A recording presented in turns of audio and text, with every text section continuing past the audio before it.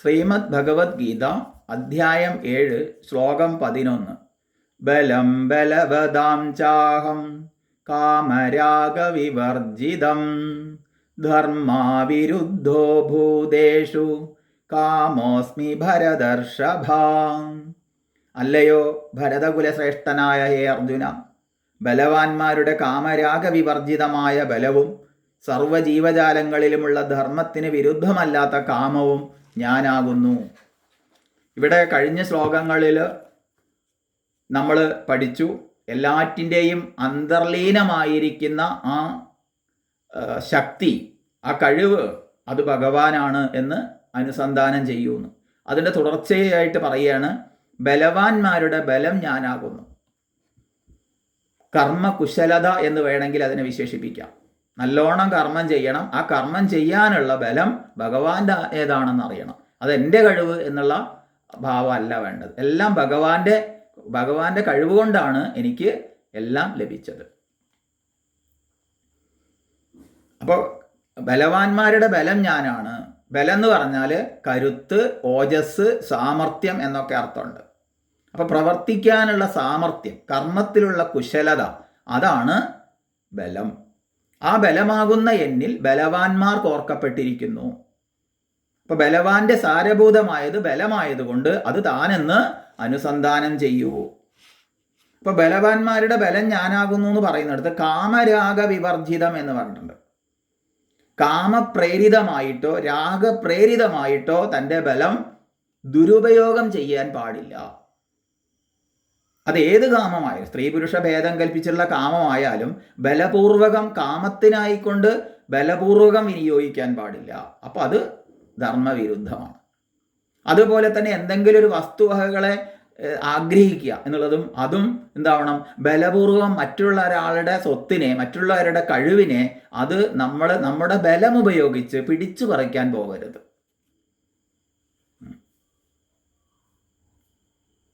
ഇപ്പോൾ ധനം സമ്പാദിക്കാം, പക്ഷെ അത് മറ്റുള്ള ഒരാളുടെ പിച്ചച്ചട്ടിയിൽ കൈയിട്ട് വാരിയതാവരുത്. മറ്റുള്ളവരുടെ കണ്ണുനീരിൻ്റെ ബാക്കിയാവരുത്. എത്ര വേണമെങ്കിലും തനിക്ക് സമ്പാദിക്കാം, പക്ഷെ അത് ധർമാനുസൃതമായിരിക്കണം. അതാണ് ഇവിടെ പറയുന്നത്. അല്ലാത്ത ബലം ഞാനല്ല. അപ്പം കാമരാഗരഹിതമായിരിക്കണം.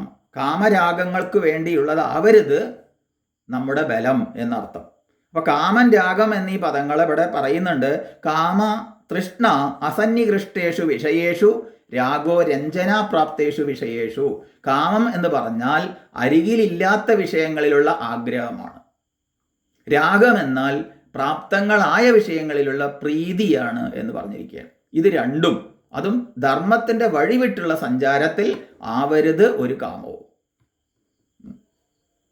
രാഗം എന്ന് പറയുമ്പോൾ ശരിക്കും ഒട്ടിച്ചേരലാണ്, ഇഴുകിച്ചേരലാണ്. നമുക്ക് ലഭിച്ചിരിക്കുന്ന വസ്തുവുമായിട്ടുള്ള അത് മാത്രം, വേറെ ഒന്നും അപ്പം ചിന്ത ഉണ്ടാവില്ല. അവിടെ ഈശ്വരീയത ഉണ്ടാവില്ല, ഉപാസനകൾ ഉണ്ടാവില്ല, ഈശ്വരനൊന്നും വേണ്ട. വെറും കാമ പ്രീതിക്ക് വേണ്ടി മാത്രമായിട്ട് ബലം ഉപയോഗിക്കപ്പെടും. അങ്ങനെ ആവരുത്. എന്നിട്ട് പറയാണ്, ശരീരം തുടങ്ങിയ ഉപാധികളെ നിലനിർത്താനുള്ള ബലമാണ് ഇവിടെ പറയപ്പെട്ടത്. നിലനിർത്താൻ വേണ്ടിയിട്ട് ആവാം. അപ്പോൾ ഈ ലോകത്തിൽ നമുക്ക് വസിക്കണമെങ്കിൽ തൻ്റേതായ ആശ്രമധർമ്മങ്ങളെ പാലിക്കുന്നതിനുള്ള ബലം അനിവാര്യമാണ്. അത് ചതുരാശ്രമികളെ സംബന്ധിച്ചും ഇതിൽ വ്യത്യാസമുണ്ടെങ്കിലും അവനവൻ്റെ ധർമ്മപരിപാലനത്തിനായിക്കൊണ്ട് ആ ബലം വിനിയോഗിക്കാം. ബ്രഹ്മചാരിയുടെ ബലം എന്ന് പറയുന്നത് ബ്രഹ്മണി ചരതി ഇതി ബ്രഹ്മചര്യം എന്നാണ്. വേദം പഠിക്കാൻ അനുകൂലമായ സാഹചര്യത്തിൽ വസിക്കാനുള്ള ആ ബലമാണ് വേണ്ടത്, ആ വീര്യമാണ്, ആ തേജസ്സാണ് വേണ്ടത്. എന്നാൽ ഗൃഹസ്ഥാശ്രമികളെ സംബന്ധിച്ച് അങ്ങനെയല്ല. അവിടെ സന്താനത്തെ നിലനിർത്താനുള്ള പുത്രാർത്ഥമായിട്ട് ഒക്കെ കാമം അനിവാര്യമാണ്. അതേപോലെ തന്നെ ഓരോരുത്തരെ സംബന്ധിച്ചും വ്യത്യാസമുണ്ട്. ബ്രഹ്മചാരി, ഗാർഹസ്ഥ്യം, വാനപ്രസ്ഥം, സന്യാസം, ഓരോരുത്തരുടെയും ധർമ്മം വ്യത്യാസമുണ്ട്. അതിനനുസരിച്ച് അത് ധർമ്മവിരുദ്ധമാവരുത് എന്നർത്ഥം. എങ്ങനെയെങ്കിലുമൊക്കെ പ്രേരിതമായിട്ട് തോന്നിയോണം അനുഷ്ഠിക്കപ്പെട്ടാൽ അതാണ് ഇന്നത്തെ മനുഷ്യ ജീവിതത്തിലെ താളം തെറ്റുന്നത്. കൂട്ട ആത്മഹത്യകൾ, കുടുംബ ആത്മഹത്യകൾ ഒക്കെ പെരുകുന്ന കാലഘട്ടം ആയത് അതുകൊണ്ടാണ്. അപ്പോൾ കാമം ധർമാധിഷ്ഠിതമാകണം. ധർമ്മോ രക്ഷതി രക്ഷിത. ധർമ്മത്തെ രക്ഷിച്ചാൽ ധർമ്മം നമ്മളെ രക്ഷിച്ചോളും. അപ്പം പ്രപഞ്ചത്തിലെ സർവ്വജീവജാലങ്ങളുടെയും നിലനിൽപ്പിന് പിന്നിലുള്ള ശക്തി വിശേഷമാണ് കാമം. കാമപ്രേരിതമായിട്ടാണ് സന്തതി പരമ്പരയെ സർവ്വജന്തുക്കൾ നിലനിർത്തുന്നത്. അതിനോണ്ട് അത് തെറ്റാന്ന് പറയാൻ പറ്റില്ല. പക്ഷേ അപ്പം ജീവജാലങ്ങളിലുള്ള കാമം ഞാനാകുന്നു എന്ന് പറയുമ്പോൾ അവിടെ ധർമ്മവിരുദ്ധമായ കാമം ഞാനല്ലെന്ന് മനസ്സിലാക്കണം. ധർമ്മവിരുദ്ധോ എന്ന് കാമത്തെ വിശേഷിപ്പിക്കുന്ന അതുകൊണ്ടാണ്. അപ്പം ധർമ്മമാകുന്ന പുരുഷാർത്ഥം, ധർമ്മത്തിനനുസരിച്ച് അർത്ഥം സമ്പാദിക്കണം, ധനം സമ്പാദിക്കണം. ധർമ്മവിരുദ്ധമായ അർത്ഥമാവരുത്. പണം എത്ര വേണമെങ്കിലും സമ്പാദിക്കാം, പക്ഷെ അത് മറ്റുള്ളവരുടെ പിച്ചച്ചട്ടിയിൽ കൈയിട്ട് വാരിയതോ അല്ലെങ്കിൽ മറ്റുള്ളവരുടെ കണ്ണുനീരിൻ്റെ ബാക്കിയോ ആവരുത്. അല്ലാത്ത എത്ര വേണമെങ്കിലും പണം സമ്പാദിക്കാം. ധാർമ്മികമായിട്ട് പണം സമ്പാദിക്കണം. സന്യാസിയോട് പറഞ്ഞ ഉപദേശമല്ല ഗൃഹസ്ഥാശ്രമി സ്വീകരിക്കേണ്ടത്. അപ്പോൾ അങ്ങനെയുള്ള ആ ധർമ്മത്തിന് അനുസൃതമായിരിക്കുന്ന അർത്ഥം സമ്പാദിച്ച് ആ അർത്ഥം അനുവദിക്കുന്ന ആഗ്രഹങ്ങൾ വേണം. അതിനനുസരിച്ച് ഇഷ്ടപ്പെടുത്തണം. ധർമ്മവിരുദ്ധമായ അർത്ഥമോ ധർമ്മവിരുദ്ധമായ കാമമോ ആവരുത്. അങ്ങനെയുള്ളവർക്കാണ് മോക്ഷമാകുന്ന ലക്ഷ്യത്തിലേക്ക് എത്താൻ സാധിക്കുക. അപ്പോൾ ധർമാനുസൃതമായ അർത്ഥം അനുവദിക്കുന്നത്ര മാത്രം കാമോപഭോഗമാണ് മനുഷ്യന് വിഹിതമായത്. മറ്റു ജീവികളെ ചിന്തിച്ചു നോക്കുമ്പോൾ കാമാർത്ഥ ധർമ്മമോക്ഷങ്ങളാണ് പുരുഷാർത്ഥം. മനുഷ്യനെ സംബന്ധിച്ച് ധർമാർത്ഥ കാമമോക്ഷങ്ങളാണ്. ധർമ്മം തെറ്റിച്ചിട്ടൊന്നും ചെയ്യരുത്. അതായത് സ്നേഹമില്ലാത്തിടത്തെ കാമം, സ്നേഹത്തിനാണ് പ്രാധാന്യം. മറ്റത് കാമത്തിന് വേണ്ടി സ്നേഹിക്കലല്ല, സ്നേഹത്തിന് വേണ്ടി കാമിക്കുക. അപ്പം ധർമ്മവിരുദ്ധമല്ലാത്ത കാമമാകും.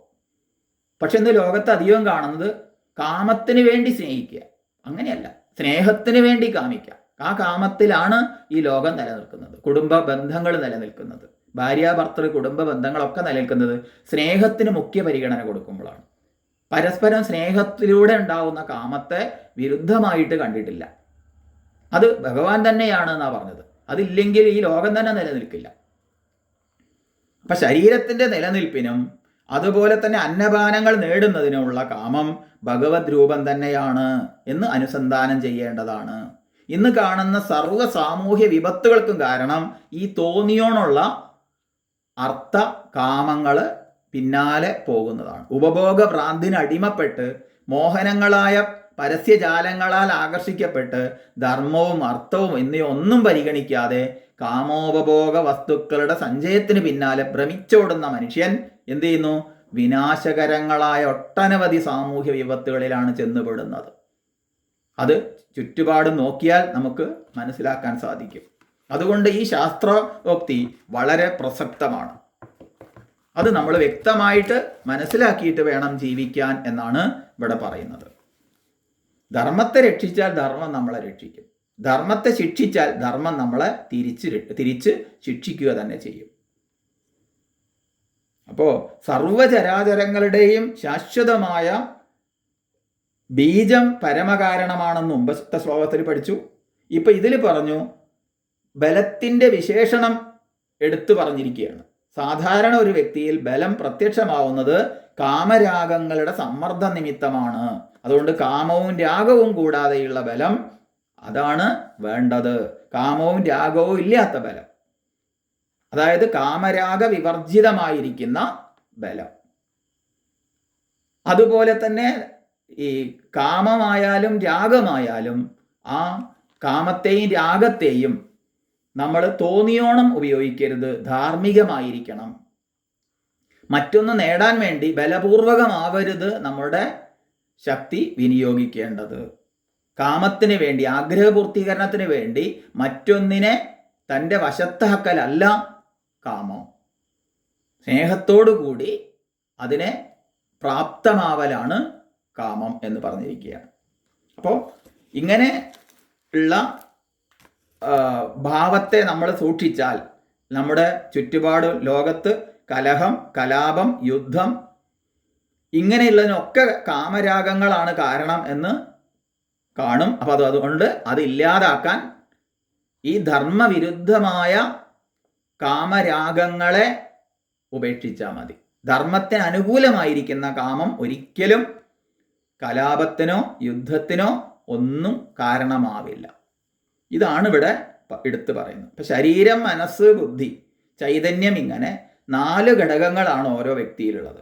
ഇവയിൽ വ്യക്തിയുടെ നിലനിൽപ്പിന് ആധാരമായ മുഖ്യ ഘടകം ഭഗവാനാണ്, ചൈതന്യമാണ്, ആത്മാവാണ് എന്ന ഓർമ്മയോടുകൂടി ഭഗവത് ഭാവമാണ് തന്നിൽ പ്രവർത്തിക്കുന്നത് എന്നുള്ള ഓർമ്മ എപ്പോഴും വേണം. വിവേകപൂർവമായിരിക്കണം. വികാരത്തിനടിമപ്പെട്ട് വിവേകത്തെ ബലി കഴിക്കരുത്. വികാരമാവാം, പക്ഷെ വിവേകത്തിനനുസൃതമായിരിക്കണം. ഈ വിവേകം ഭഗവാനാണ് എന്ന് മുമ്പ് പഠിച്ചിട്ടുണ്ട്. അതുകൊണ്ട് വിചാരവും പ്രവൃത്തിയും ധർമ്മമാണ്. അങ്ങനെ വിചാരത്തിൽ നിന്നുണ്ടാവുന്ന പ്രവൃത്തിയാവണം. വിചാരം എന്ന് പറഞ്ഞാൽ അത് ആ ശരിയായ വിചാരം, കാമരാഗ വിവർജിതമായ ബലത്തിൽ നിന്നുണ്ടാവുന്ന വിചാരം അത് ഭഗവാനാണ്. അങ്ങനെ വിചാരം ചെയ്യാൻ അതേ സന്ദർഭത്തിൽ കഴിയണം. സമയം കഴിഞ്ഞ് വരുന്ന വിവേകം കൊണ്ട് ഒരു പ്രയോജനമില്ലാതെ ദോഷമുണ്ട് താനും. അതുകൊണ്ട് ആന്തര ദൗർബല്യങ്ങൾ നീക്കാൻ വേണ്ടി ആത്മവികാസം കൈവരിക്കാനുള്ള ആ ഒരു ഉപദേശമാണ് ഇവിടെ ഈ ശ്ലോകത്തിൽ നമുക്ക് തരുന്നത്.